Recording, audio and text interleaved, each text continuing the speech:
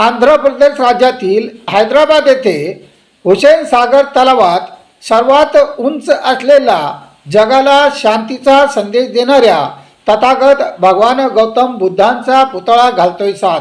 जय भारत जय संविधान. मी प्रवीणकुमार काकडे व आपण बघत आहात लोकप्रश्न न्यूज महाराष्ट्र. जगातील सर्वात उंच आणि भारतातील एक मनोनीय म्हणून गौरवान्वित केला गेलेला तथागत भगवान गौतम बुद्धांचा भव्य पुतळा हैदराबादच्या सुप्रसिद्ध हुसेन सागरात अपघाताने बुडाला होता. त्याचीच सविस्तर कहाणी. आंध्र प्रदेशातील हैदराबाद एक निसर्गरम्य शहर म्हणून प्रसिद्ध आहे. हैदराबाद आणि सिकंदराबादच्या मध्यभागी हुसेन सागर नावाचा एक सुंदर सरोवर असून प्रदेशचे माजी मुख्यमंत्री NT रामाराव यांनी भगवान गौतम बुद्धांचा एक भव्य पुतळा हैदराबाद येथील हुसेन सागर तलावाच्या मध्यभागी उभारण्याच्या कामाला सुरुवात केली होती. हा पुतळा उभारताना अनेक अडचणी आल्या, पण त्यावर मात करत NT रामाराव यांचे स्वप्न पूर्ण झाले. या स्वप्नाचा एक इतिहास आहे.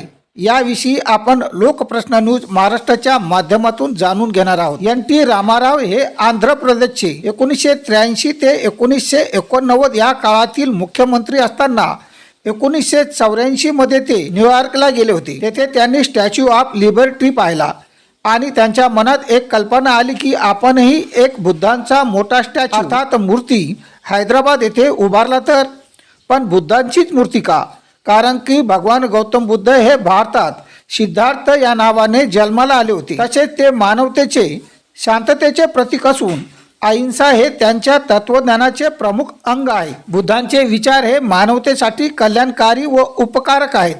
म्हणून त्यांचा पुतळा उभारण्याचे त्यांच्या मनाने ठरले आणि मग भारतात परत आल्यावर त्या दृष्टीने NT रामाराव यांनी पावले टाकायला सुरुवात केली. प्रथम त्यांनी रामेश्वरम जवळील एका गावात जन्मलेल्या आणि शिल्पकलेत नावाजलेल्या स्थपती म्हणजेच वास्तुविशारद पद्मश्री सत्यनाथ मुथय्या गणपती याची त्यांनी या कामासाठी निवड केली आणि त्यांच्या देखरेखीखाली पुतळा घडवण्याचे काम सुरू झाले.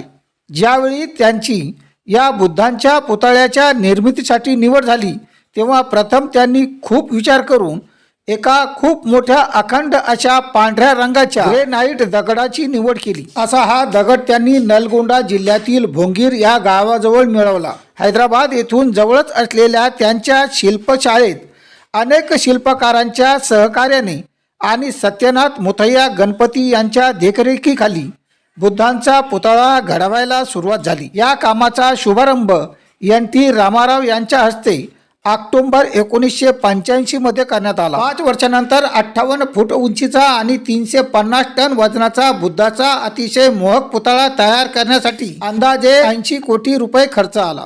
हा पुतळा उभारण्यासाठी प्रथम हुसेन सागरात तलावाच्या मध्यभागी 15 बाय 15 या आकाराचा पाण्याच्या पातळीवर राहील असा कॉन्क्रीटचा भक्कम चौथरा उभारण्यात आला, ज्याला रॉक ऑफ जिब्राल्टर असे संबोधतात. आता प्रश्न होता, बुद्धांचा पुतळा शिल्पशाळेपासून चौथऱ्यापर्यंत कसा न्यायचा? कारण वाटेत अनेक घरे होती पाडण्यात आली, रस्ते अरुंद होते, ते रुंद करण्यात आले. त्याच सुमारास NT रामाराव यांना मुख्यमंत्री पदावरून पाय उतार व्हावे लागले, कारण त्यांच्या निवडणुकीत पराभव झाला होता.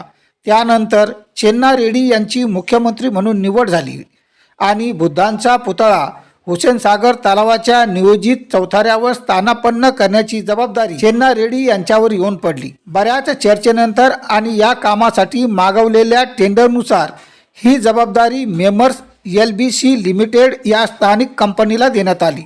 अर्थात त्यासाठी त्यांना मोठ्या थोरल्या ट्रॉलीची गरज लागली. या ट्रॉलीच्या सहाय्याने कंपनीने हा भव्य दिव्य पुतळा हुसेन सागर तलावाच्या काठापर्यंत आणला, पण पुढे तो मध्यभागी असलेल्या चौथऱ्यापर्यंत वाहून नेण्यासाठी त्यांनी एका मोठ्या बारची अर्थात लाकडी तराफाची व्यवस्था केली. 10 मार्च 1990 रोजी बुद्धांचा पुतळा त्यावर ठेवून तो लाकडी तराफा बुद्ध मूर्तीसह तलावाच्या पाण्यात जेमतेम 100 फूट पुढे गेला नाही. तोच पुतळ्याच्या वजनाने तो तराफा कलंडला आणि बुद्धांचा पुतळा पाण्याच्या तलावाच्या तळापाशी गेला. या अपघाताच्या वेळी 10 कामगार मृत्युमुखी पडले. यात ABC कंपनीचे प्रोजेक्ट डायरेक्टर SK मुंद्रा यांचे पार्थिव प्रयत्न करूनही हाती लागले नाही. काही महत्त्वाच्या व्यक्ती दिसेनाशा झाल्या, त्यामुळे अनेक बावड्या उठल्या. देशभरातल्या वृत्तपत्रांच्या खास प्रतिनिधींनी या अपघाताची माहिती करताना अनेक प्रश्न निर्माण केले. हुसेन सागरातून बुद्धमूर्ती सुरक्षितपणे बाहेर काढण्यासाठी अनेकांनी आपापल्या रीतीने प्रयत्न केले. त्यासाठी बुद्धमूर्ती बचाव समितीची स्थापना करण्यात आली. त्यावेळी प्राध्यापक बी परमेश्वरराव महासचिव होते. मात्र सर्वाधिक चर्चेत राहिले ते जपानचे पूज्य भंते आर्य नागार्जुन सुराई सराई. हे प्राप्तीचा संकल्प केला, आंदोलनासह उपोषण करण्याचे जाहीर केले. हैदराबादच्या हुसेन सागरात बुडालेली बुद्धमूर्ती बाहेर काढून तिची पुन्हा स्थापना करावी असे कळकळीचे आवाहन त्यांनी आंध्र प्रदेशचे सरकार यांना केले.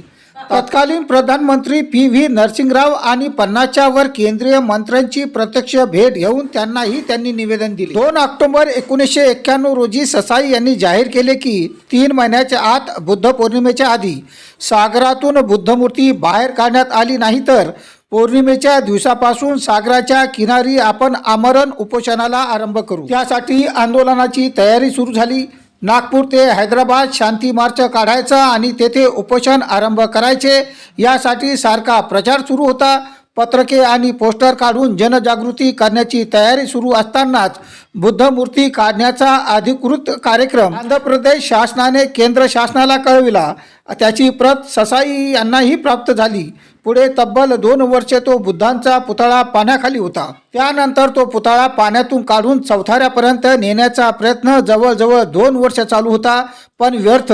शेवटी परदेशातून या विषयातल्या तज्ज्ञांना पाचारण करण्यात आले आणि गोव्याच्या साल्वेज कंपनीने 25 नोव्हेंबर 1992 रोजी शेवटी त्यांच्या मार्गदर्शनाखाली हा पुतळा यशस्वीरित्या पाण्याच्या बाहेर काढला. बौद्ध जगत आतंत्याने नाहून निघाले. चौथाऱ्यावर 1 डिसेंबर 1992 रोजी जिब्राल्टर खडकावर व्यवस्थित तो बसवण्यात आला आणि विधिवत बुद्धांच्या पुतळ्याचे अनावरण करण्यात आले. त्या चौथाऱ्यापर्यंत लोकांना जाता यावे म्हणून कायमस्वरूपी फेरीबोटीची तेथे व्यवस्था करण्यात आली. पुतळ्याच्या भोवतालच्या जागेचे सुशोभीकरण करण्यात आले. अशा तऱ्हेने हा जगातला तथागत भगवान गौतम बुद्धांचा त्यावेळेचा अतिशय मोहक, भव्य आणि सर्वात उंचीचा पुतळा अनेक अडचणीवर मात करत उभारण्यात आला. 2006 मध्ये सुप्रसिद्ध बौद्ध धम्मगुरू दलाई लामा यांचे शुभ हस्ते पुतळ्याची विधिवत पूजा करण्यात आली व या पुतळ्याचे शानदार अनावरण करण्यात आले. त्यावेळी चंद्राबाबू नायडू हे मुख्यमंत्री होते. या ठिकाणी दरवर्षी हजारो प्रेक्षक भेट देत असतात. आज ते हैदराबादमधले एक आगळे वेगळे व मोहक असे प्रेक्षणीय स्थळ बनले आहे.